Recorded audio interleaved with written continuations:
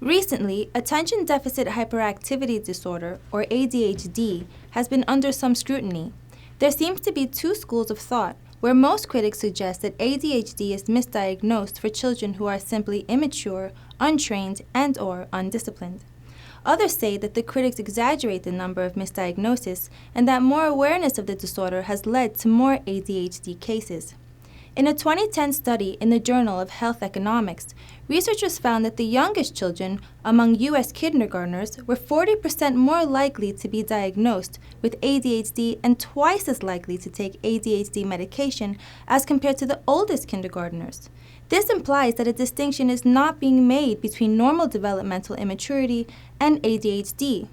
The author of the study estimates that this mistake could account for 20% or 900,000 ADHD diagnoses. The director of the Developmental Medicine Center at Boston Children's Hospital says that there are shortcomings in the way that ADHD is diagnosed and treated in the U.S. He says that most children are labeled with the disorder by their pediatrician or family doctors, who are not always trained in providing the in-depth evaluation that a reliable diagnosis requires. Many children are diagnosed after a visit of 15 or 20 minutes with a pediatrician or other professional.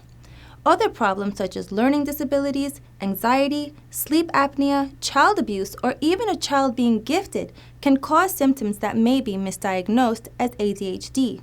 Boston Children's Hospital's process of diagnosing ADHD includes both a medical and psychological assessment that takes several hours and requires both the child and the parents to complete questionnaires about how the child responds to different situations, what factors seem to trigger hyperactivity or inattentiveness, and how disruptive these episodes are to the child's daily activities.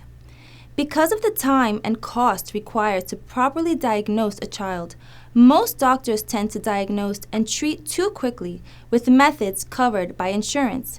To this end, they prescribe medications such as Ritalin and Adderall. The Boston Children's Hospital director believes that pediatricians and family practitioners are being asked to sort out a complex situation in an inadequate amount of time, without access to data from psychological assessments they need to make these fine distinctions. The director of the Center for Management of ADHD at Children's Hospital of Philadelphia believes that behavioral, psychosocial, and non-pharmacologic interventions are not sufficiently available to people. He says the consensus among pediatricians and primary care physicians is that they don't want to be diagnosing ADHD as often as they are, but they don't have many other options available. It's difficult to get kids into the mental health and psychosocial treatments that they believe many of these children and their families need. Even critics of this philosophy suggest that even when proper diagnosis is made, many children are still given medications too quickly, when alternative and safer methods including dietary and behavioral therapies can be just as or more effective. A study author and representative of the National Center on Birth Defects and Developmental Disabilities, based on a survey of parents, found that diagnosis of ADHD has skyrocketed since 2003, and correspondingly, there has been a significant increase in children ages 4 to 17 that are taking medication since 2007. She further responded that ADHD was diagnosed more commonly among children with health care coverage than those without, and among those with public coverage than private coverage. Children who did not have health care coverage were least likely to have been diagnosed with ADHD, and children on Medicaid or SHIP were most likely. The children on Medicaid or SHIP diagnosed with ADHD were 125% more than the children with no health care coverage, and 53% more than children with private coverage. These statistics imply that high demands placed on very busy doctors who need to diagnose and treat symptoms in inadequate amounts of time and with resources that will be covered by insurance turn to prescribing medication as the path of least resistance. The CDC describes ADHD symptoms as follows. A child with ADHD might daydream a lot, forget or lose things a lot, squirm or fidget, talk too much, make careless mistakes, or take unnecessary risks, have a hard time resisting temptation, have trouble taking turns, and have difficulty getting along with others. Overall, according to a CDC survey, children diagnosed with ADHD by healthcare providers are estimated to be an average age of 7, with about half of these children diagnosed by age 6. Diagnosing too quickly seems to imply that doctors are having to bypass effective, non-drug treatments that could possibly benefit many children. The American Academy of Pediatrics recommends that children younger than 6 start with behavior therapy before beginning medication. There are no rigorous scientific studies that prove ADHD medications work or are safe over the long term. No studies have looked at the effect of 5, 10, or 15 years of stimulant use on the brain. Overusing medications could have serious implications for children's long-term mental and physical health. ADHD drugs such as Ritalin and Adderall have been linked to dramatic weight loss and suppressed growth. Some experts are concerned that early use of the behavior-modifying drugs could change the arc of a child's social and creative development. About 2/3 of kids with the current diagnosis of ADHD take prescription drugs. These drugs can potentially improve the lives of patients, but may also lead to addiction, anxiety, and even psychosis, according to CDC data. A pediatric neurologist professor at Yale School of Medicine states that healthy children are being quickly diagnosed with only mild symptoms. We as adults and members of the community, parents, teachers, neighbors, aunts, uncles, grandparents, and even cousins have to ask ourselves what enhancement really means. We live in a time where everything is done in an instant.